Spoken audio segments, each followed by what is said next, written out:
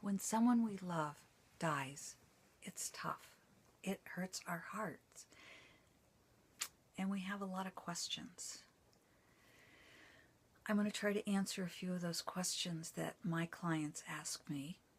And I'm going to share with you a few of the stories that I have experienced in my life of those I love, how they've communicated with me. And also in this video, I want to give you ways of learning how to communicate with the person or the people that you love have passed over and how you can communicate with them. They can be animals too. In fact, my first story is about my Freddie. He was a beautiful dog that I'd had for 16 years. He just showed up at my house one day when he was still a pup, and he was part hound dog and part who knows what. Freddie left me a few days ago, and my heart still hurts. But I'm so grateful for the time he did give me. 16 years.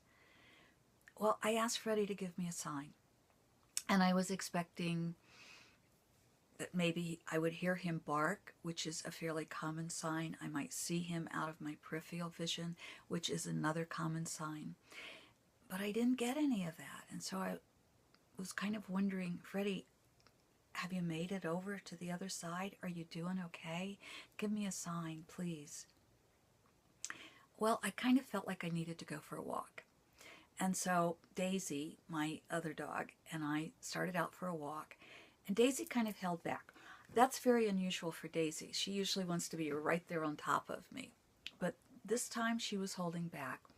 And I was walking without really thinking about where I was walking. But I went over to this place that's directly across from where I sit when I write. And there's a window there. And I would look across at this stone that was over there. And a lot of times I would see Freddie sitting over there by that stone. And so I headed over there. Now, I always saw that stone as being oval. It's a big boulder, and it was kind of oval in shape or in length and kind of rounded at top. That's how I always perceived that stone. But you know what? When I showed up at that stone, it didn't look oval at all. It didn't look round. It was a big old heart-shaped stone, or at least still kind of oval, but it had a definite dent. And it was definitely the shape of a heart. Freddie's heart stone, his message to me. We have to learn to be able to read the messages and be open to them. That's one of the ways, nature is one of the ways that those in spirit world communicate with us. It's one of the very beautiful ways. They also use other animals. They may use birds that come pecking at our windows, or certainly butterflies are quite common. If your loved one had a favorite animal, that animal may show up at your door. Those are messages from our loved ones. By the way, I'm Diana Rankin, a psychic medium, and the most often asked questions that my clients want to know about their loved one who's passed over is that person okay? Almost 100%, that person tells me, I'm okay. I want to know that those I've left behind are okay. In some ways, life is harder because we have such deep emotions about those we love, and we have such deep emotions about how are we going to deal with our grief. Every once in a while, especially if there's been a traumatic and very quick death, the person who has passed over is still not aware that they're not in their body. When that occurs, there are things we can do on this side, such as prayer, lighting a candle, talking to them, telling them to go toward the light. Those are things we can do to help them pass over, and almost always we'll be very successful with that. And within a few hours or a few days or a few weeks. Remember, there's no time except in our world where we measure it. So in spirit world, it doesn't matter if it's a few days or a few years, but we can help that person transition. So almost always, yes, there's a successful transition, and the person is, they're fine. They're doing probably better than we're doing on this side. I'm also asked a lot, was my loved one afraid when he or she was dying? The answer to that is sometimes, and sometimes not. It depends upon how we live this life. If we live our life in fear, if we live our life in dread, chances are dying will be very difficult for us, and we'll cling to life because we're afraid of what to face on the other side. If we live our life in this third dimensional world, if we live our life in love, there'll be much less to be fearful of. And so we won't be afraid before we die. So whether we have a fear of dying or not often has to do with, or almost always has to do with, how we live this life. It's a good time to start practicing living in love. Another question I'm always asked is, was my loved one at the funeral or memorial service? Sometimes yes, sometimes no. It depends upon the person. If the person had a need to be there, yes, they are. If they did not have a need to be there, no, they're not. You can usually sense if your loved one is at the funeral. Not always. You have to be able to ease your grief just enough to allow that person to come through to you. And then you can feel their presence with you. You know, we feel the presence of our loved one quite often. Usually when there's a spouse, and especially if they've been sleeping together, I can see with my clients, I can often see that there's like a spooning taking place during the nighttime. Our loved ones may come to visit us in dreams that are very vivid, and if they're often a visitation is what I would call them, rather than a dream, or I might even call it a vision. But if it's a very real, and you feel that you've actually seen that person, that you've touched that person, that you've had communication with that person, you have had. You need to learn to trust that and believe it. The greater the doubt, the greater chances are you're not going to be able to pick up the signs that your loved one is trying to send you. You know, another question I'm asked is, what is he or she doing in the other world? Well, they're doing whatever they want to, and it's usually pretty good stuff. For example, a good friend of mine who died many years ago was a fine arts painter, and she never had enough time in this life to paint. So I often see her at her easel and surrounded by nature and painting away. That doesn't mean she's not visiting her children, because she can do that, and we'll get to that in a minute. Usually when I see my mother, who was a full-time mother and also worked full-time, and in the days when women couldn't have it all, and she was a single mother, so that made it even more difficult. But usually I see her sitting on the park bench, her beloved beside her, they're holding hands, and there's this lovely lake, and they're just watching the swans and the geese go by and just enjoying nature and enjoying being together and enjoying their time in the world that they've created. And that's what I see our loved ones doing, creating the things that they most love doing, or that they wanted to do and may not have had time to do in this world. Or they may be trying out daredevil things every once in a while. I see that usually it's the more peaceful things I see people doing. If they love children, I often see them taking on the job of helping children transition, or animals transition if they loved animals. So our loved ones are able to create that world as they want to create it. And quite often it's very much like the world we lived here, but the best parts of it.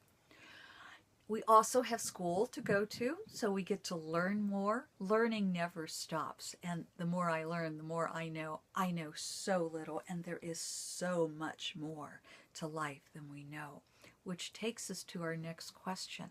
How can my loved one be there and here with me and over there? How does that work?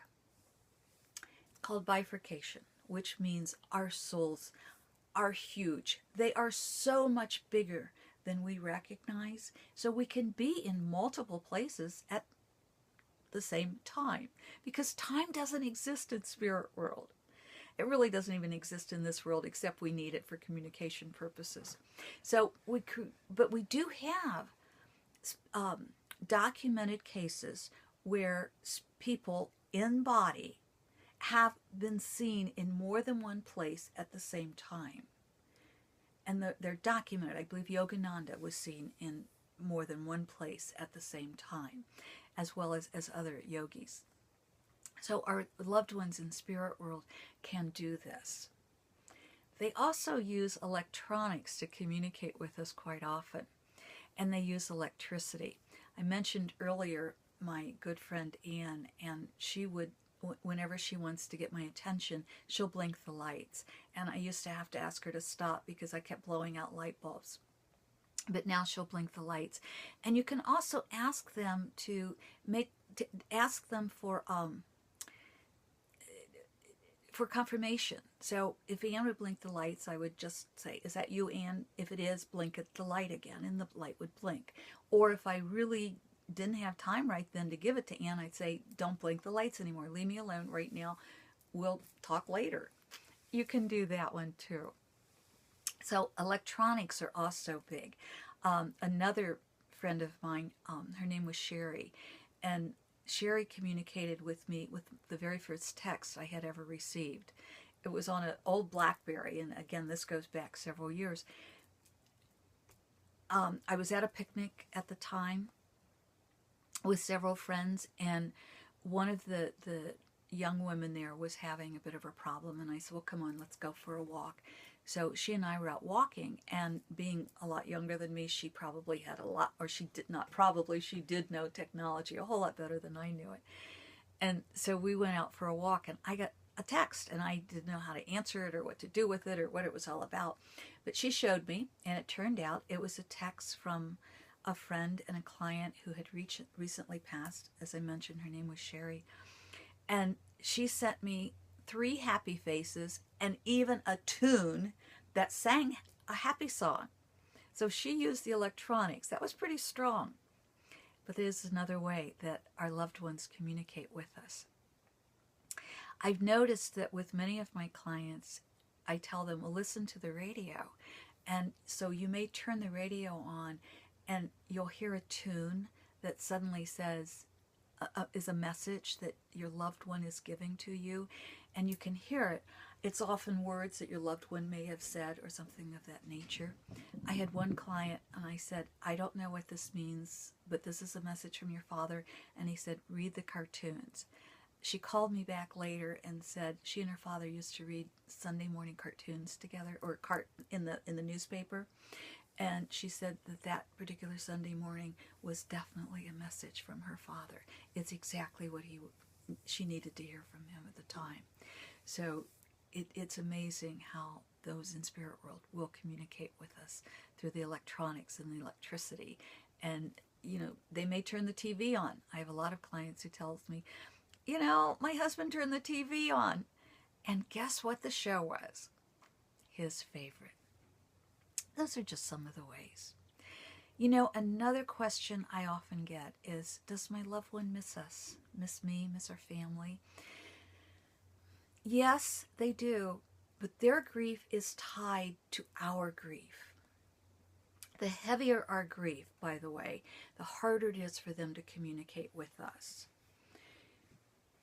As our grief lifts, they're able to communicate better with us in an easier way. And think about it, our energy's lighter, so it's easier to get through to us. So that what I hear from people on the other side is when my client asks if that loved one is missing the client, missing them, what the person on the other side will tell me is, yes, of course I miss you, but I miss you because your grief is so heavy, because you miss me so much. And so as we lighten our grief, it helps us communicate with the other person, with the person on the other side, but it also helps that person ease their grief, because they kind of feel like, gosh, look, I've still hurt you. As I mentioned a few minutes ago, we create our world as we know it on the other side, but that's not forever, because we're recreating, and as we learn more and as we learn how to grow and how we evolve in spirit world, we let go of our human selves more and more and more, but that doesn't mean we let go of those we love. That's still a strong tie. One of my dogs, Paco, left this world. It's been a few years, several years now actually, and my grief was so heavy at the beginning, and I couldn't get over it. And finally I said, I've got to let this go. I've got to let this go. And as soon as I let it go, I was out in his area, and I looked down, and there was his collar. Now, I had taken his collar off of him. But what I want you to know about Paco is he used to love to crawl under his area. It was fenced in. And he would dig under his fence and go running away. Well, I had buried his collar, and not in his doggy area. But here it was, behind the fence in his doggy area. But in order for me to get that message from him, I had to ease my grief enough that he could get through to me. Now, how did his collar get from the garden way over here, over behind a fence to his area? I don't know. It doesn't matter. It was for me a message from Paco. You know, I hope I've been able to give you a few answers today as to ease your heart a bit. It's not easy losing someone we love. Grief is a process that we have to go through. But we don't want to get stuck there. We don't want to stop loving that being that we love so much, whether human or animal or a winged one. We want to know our loved ones still continue. I can promise you, they do. This is Diana Rankin saying thank you for continuing to love, loving yourself as well as loving others. Until we meet again.